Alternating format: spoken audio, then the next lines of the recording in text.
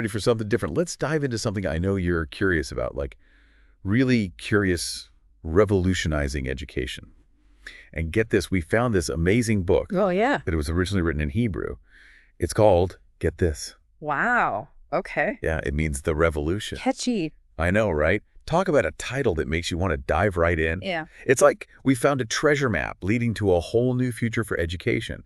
One where, honestly, the old rules, they don't even apply. I like it. So this book, it's not afraid to say what needs to be said. Yep. It flat out says traditional education, the way we're doing it, it's failing.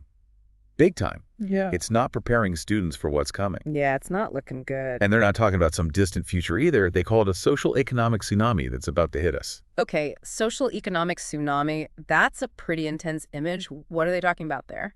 Basically, they're saying a massive wave of change is coming. And it's fueled by technology that's changing faster than we can keep up with, and this global shift that's happening. Everything's becoming about knowledge, not just, manual labor. Right. The book compares it to huge shifts in history, like the agricultural revolution or the industrial revolution. Yeah. But here's the thing, this time it's happening so much faster, on a scale we haven't seen before. So, like, we're on a tiny little raft, and this tidal wave is about to crash down on us? Exactly. If we don't adapt, we're going to be sunk. Okay, that's a scary thought. So what happens when we don't adapt? Give me a real-world example. They talk about Detroit. Detroit, the Motor City. Exactly. They were at the top of their game, but they didn't adapt. Globalization, automation, everything changed. Their whole economy fell apart because they stuck with outdated ways of doing things. And the book says the same thing will happen to education if we don't change. Wow, that's a powerful comparison. Okay, I see why this revolution in education is more than just an idea. Yeah, it's about survival at this point. So it sounds like we can't just tweak things here and there. We need a whole new system. Exactly. The book says we need a complete change in how we think about education. They say we have to go from a pyramid model to a network model. Pyramid to network. Okay, I'm intrigued. Break that down for me. What do they mean? It's like imagine, an assembly line, right? That's the old pyramid way. Information just goes straight down, top to bottom. The experts at the top, the students at the bottom, and they're just supposed to be like empty containers. So everyone's expected to just, fit in, be the same, absorb everything the same way? Yeah, and they come out basically copies of each other. But we're not wired that way, are we? Everyone learns differently, right? Not even close. And that's a good thing. That's what makes this network idea so interesting. In the network, everybody brings their own thing to the table, like their own color, their passions, what they're good at, their point of view. Unique color. I like that. It's not about pretending everyone's the same. Right. This book says those differences, they're not a problem to fix. They're like our superpower, especially now. Okay, so instead of a pyramid, it's more like this web, this network where everyone's connected and information flows freely. I can see how that could lead to some amazing ideas, real breakthroughs. But how do we actually make that happen in education? What does that look like in a school? Well, the book gets into that. Yeah. It's not just theory. It actually gives you a picture of what this could look like in the real world. Okay, I like it. So first, imagine classrooms, but not classrooms like we think of them now. They're not lecture halls. They're like learning communities. Okay, so what does that mean? What are they actually doing in these classrooms? Instead of just sitting there taking notes, students are actually doing things. They work together, share ideas, almost like a think tank or something. I like it. And the teachers, they're not just lecturing. They're more like guides. They help students figure things out on their own. So it's about getting them excited about learning, not just memorizing facts for a test. Exactly. It's about those aha moments when something just clicks. That makes sense. And it's not just classrooms. The whole school changes. Schools become like, educational greenhouses where teachers can try new things, be creative, and students can have their own projects, things they're passionate about. So it's less about standardized tests and more about applying what you learn. Yes. Imagine kids actually doing things like building a robot, designing an app, solving a real problem they care about. Okay, now you're speaking my language. That's what it's all about. It's about letting students take charge of their own education instead of just being told what to do. But wait, the book goes even further than that, right? It doesn't stop at the school doors. You're right. They take it even further. They talk about whole cities becoming like interconnected learning ecosystems, breaking down the walls between schools, organizations, the community.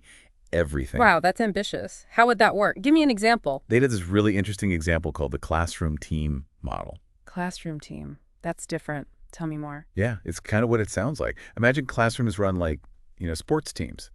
Students work together, they have shared goals, they support each other, and they have a coach, not a teacher. Now, that's an idea I can get behind. It's like taking that team spirit, that drive that you get from sports and bringing it into the classroom. And I bet it's amazing for teaching things like collaboration, problem solving, those skills you need in, well, pretty much every part of life. But it's not just about teamwork, is it? I mean, this new world, it demands that people be flexible, resilient, and always ready to learn. That's what it means to be a real lifelong learner, right? And this book, it really dives into all of that, doesn't it? It's not just about like soaking up information anymore. It's about becoming this, what they call a lifelong learner, someone who's ready to jump into anything new, who questions everything, who's always learning new skills to keep up with the world, because let's face it, it's changing every day. And it made me think of this one line in the book. They quote this amazing educator who said, the people who won't be able to keep up in the 21st century won't be the ones who can't read or write,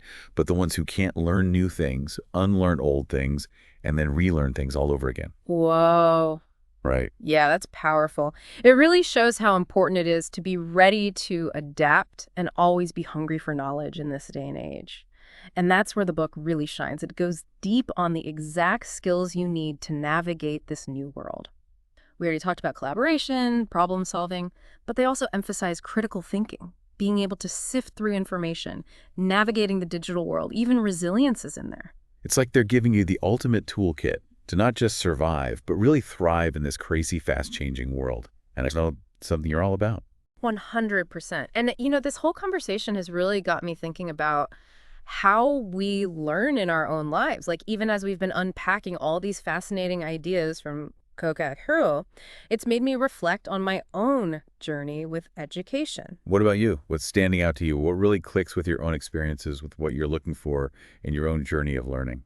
That's a great question, and it actually connects to one of the most powerful messages I took away from this whole book. It's not enough to just sit there and take in information. You have to actively work with it, wrestle with it, and then find your own color within it. Interesting. It's not a one-size-fits-all kind of thing. It's about figuring out how these ideas connect with your own unique passions, experiences, and your own point of view. It's about owning the knowledge. I love how you keep coming back to that idea of color. It's like we're all artists in a way, right? We each have our own unique palette and style, and we use them to understand and express what we learn in ways that are personal and meaningful. Yes, absolutely. The more we can encourage that kind of self-expression, that sense of exploration and curiosity, the richer and more vibrant our learning becomes, both individually and as a community. It's about fostering that sense of wonder that makes us want to explore, question, and discover new things. And you know what? That brings us to probably the most thought-provoking idea from Galway, a question that really sums up this entire deep dive and everything we've talked about today. I'm listening. Hit me with it. If all you know is what others have told you, then what do you really know? Whoa. Yeah. That's going to stay with me for a while. I know, right? It makes you question everything. It's a call to action, to really own our education, to be open to what we don't know, and never lose that curiosity. It's a good reminder. I think we covered a lot today, and I hope you're walking away feeling like education can be something totally different, something exciting, a revolution that helps each of us become lifelong learners, constantly growing and adapting to the world around us. So until next time, stay curious, friends, and never stop exploring the things that light you up.